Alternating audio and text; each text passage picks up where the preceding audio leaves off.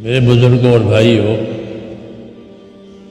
اللہ تعالیٰ نے اس امت میں بہت صلاحیت رکھی ہے۔ ایک ایک امتی صلاحیت کا مالک ہے۔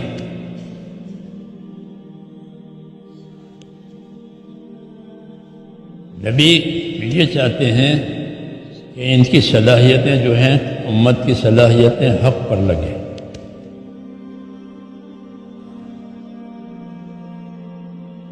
وہ اپنی زندگی کو کسی کا اعلی کار نہ بنائیں۔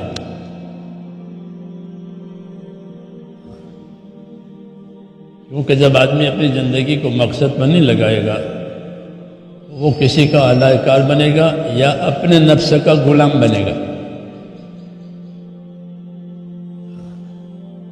اپنی خواہش کے تابع ہوگا۔ اس لیے اپنی صلاحیتوں کو امانت سمجھنا ہے۔ اللہ نے ایسا ہی بنایا ہے آدمی کو۔ ایک ایک آدمی ایک دنیا ہے، یہ کہتے ہیں دنیا میں کیا نہیں ہے، ایسے ایک ایک آدمی ایک ایک دنیا ہے۔ اتنی طاقت اللہ نے اس میں رکھی ہے، اور یہ طاقت ساری کی ساری مقصد پر لگنے کے لیے ہے۔ بہت طاقت دی ہے۔ پیدا تو یہ کیا کہ ہم نے انسان کو کمزور پیدا کیا، کمزور ہے، اس کی بناوٹ میں یہ کمزور ہے، لیکن اس میں صلاحیت اتنی ہے کہ یہ فرشتوں سے بھی آگے جائے گا۔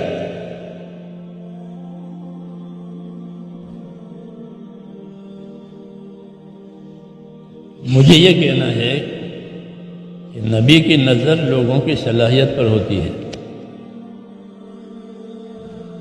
اس لیے نبی کسی کا دشمن نہیں۔ وہ نبی سے لوگ دشمنی کریں گے، یہ ہے، اس سے گھبرانا نہیں چاہیے۔ نبی سے، نبی کے کام سے لوگ دشمنی کریں گے ہر زمانے میں، اور صرف انسان نہیں، جن بھی دشمنی کریں گے، یہ ہے۔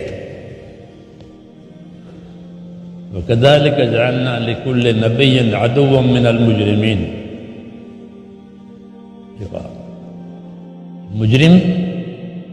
مجرم لوگ جنوں کے، انسانوں کے،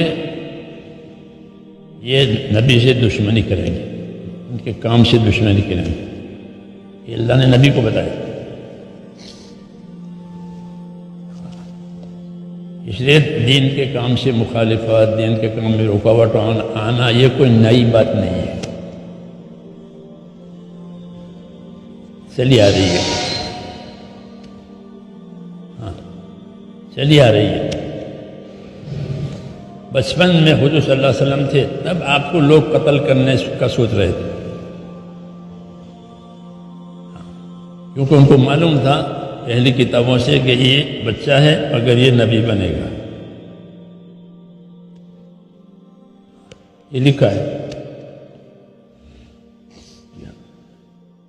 تو بچپن سے آپ کو مار ڈالنے پر لوگ پیترے رچتے تھے۔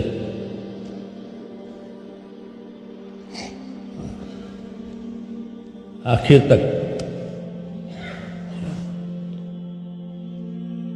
تک یہی رہا۔ آپ کو زہر دیا، آپ پر جادو کیا، اعلیٰ قسم کا زہر دیا تھا۔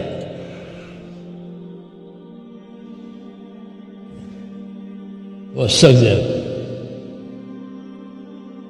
جیسے کوئی آدمی نے کوئی غلط چیز کھا لی ہو تو موسموں میں وہ چیز اثر کرتی ہے۔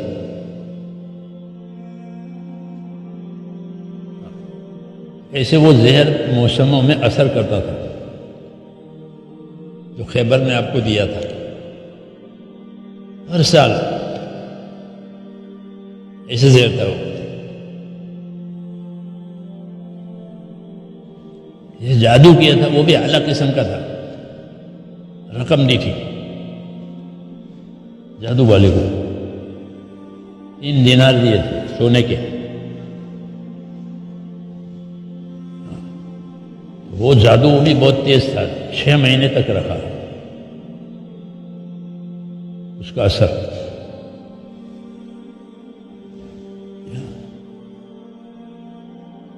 پھر قرآن شریف کی آیتیں اتری، سورہ فلق، سورہ ناس، وہ پورا قصہ وہی سے آپ کو بتایا گیا کہ آپ پر جادو ہوا ہے، اور جادو کا سارا سامان فلاں کنویں میں ہے، دبایا ہے، اسے نکلواؤ۔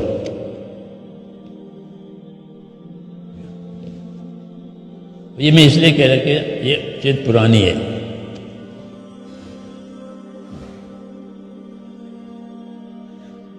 کہ حق کے ساتھ دشمنی کرنا، حق کو بدنام کرنا، حق کو بدنام کرنا، حالانکہ یہ دین حق ہے، سچا ہے، کتاب سچی، اللہ سچا، رسول سچا، سب سچا، پھر بھی کیچڑ اڑانا۔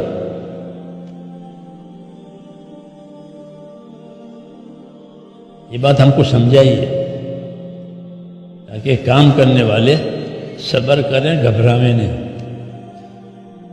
اپنا کام کرتے رہیں۔ کام ہی کام کا علاج ہے۔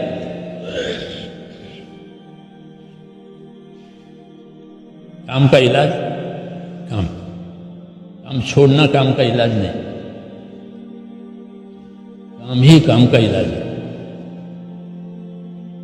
کہ کام کریں گے تو علاج ہو جائے گا، کام کا علاج ہے۔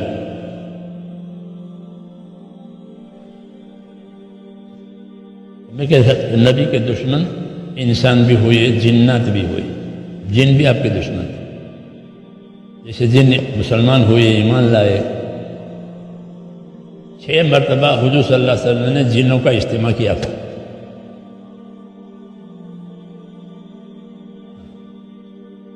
ان کے مجمع میں جا کر کے ان کو تبلیغ کی ہے، اسے 6 مرتبہ ہوا، کیونکہ آپ جنوں کے لیے بھیجے گئے ہیں اور انسانوں کے لیے بھی بھیجے گئے ہیں، اس لیے جن ایمان لائے تھے، اپنے مسائل بھی لاتے تھے حضور کے پاس، جیسے آپ لوگ مسائل لاتے ہیں، بھائی یہ ہو گیا کیا کریں، ہوتا ہے نا، اپنے بڑوں کے پاس مسائل لے جاتے ہیں، بھائی یہ مسئلے ہیں، اس کے بارے میں بتائیے ہم کیا کریں، وہ بھی لاتے تھے۔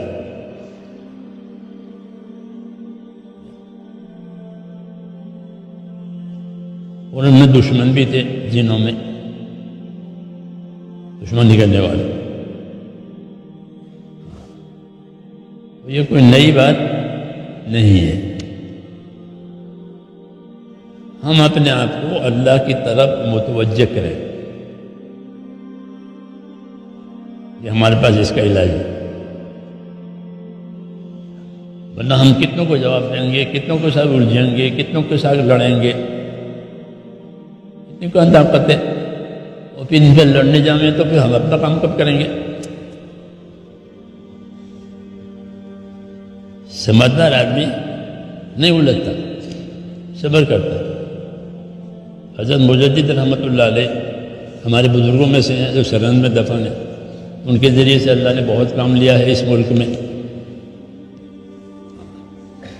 لیکن ان کی بھی شکایتیں گئی بادشاہ کے پاس۔ جہانگیر کی حکومت تھی تو جہانگیر نے جیل میں بند کر دیا مجدد صاحب کو گوالیر میں۔ وہ مجدد صاحب کے مرید اور ان کے شاگرد بہت تھے، اکیلے نہیں تھے وہ۔ شاگردوں نے، مریدوں نے کہا کہ ظلم ہو گیا کہ آپ کو بند کر دیا، ہم بادشاہ کو قتل کریں گے۔ جوش ہوتا ہے نا، وہ کیا سمجھتا ہے، اس کے باپ کا ملک ہے، یہ ہمارے زمانے میں ہم جہانگیر کو قتل کریں گے، اس نے کیا سمجھ لیا؟ تو حضرت مجدد صاحب نے فرمایا کہ اس کو قتل مت کرو۔ کیوں کہ جب تم اس کو قتل کرو گے تو ملک میں فتنہ ہوگا، کیونکہ اس کے بھی حامی ہیں، بادشاہ کے بھی حامی ہے جی، تو میرے حامی ہو، میری حمایت وہ ان کی بھی حمایت ہی ہے، تو پھر فتنہ ہوگا تو ہم کو فتنہ کی آگ بجھانی پڑے گی، اپنا کام نہیں کر سکیں گے۔ یہ مجھے اپنا کام کرنے دو، یہ حکمت کی بات ہے کہ پھر آگ لگے تو پھر آگ بجھانی پڑے گی، یہ کام کا ہوگا۔ اس لیے کہا کہ اس کو تو محل میں رہنے دو، جہانگیر کو مجھے جیل میں رہنے دو۔ دیکھو اللہ کیا کرتے ہیں،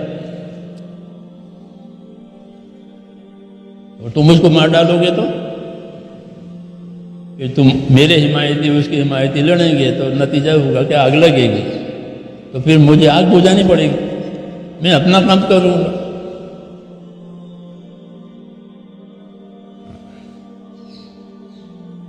ایسے یہ فتنوں کے زمانے میں فتنے کھڑے ہوتے ہیں،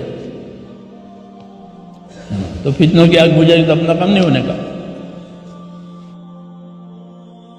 جو کچھ سنا گیا اللہ اس پر عمل کرنے والا اور آگے لوگوں تک پہنچانے والا بنائے۔ مزید اصلاحی بیانات کے لیے ہمارا یوٹیوب چینل ایمان و یقین کو سبسکرائب کریں۔ جزاک اللہ۔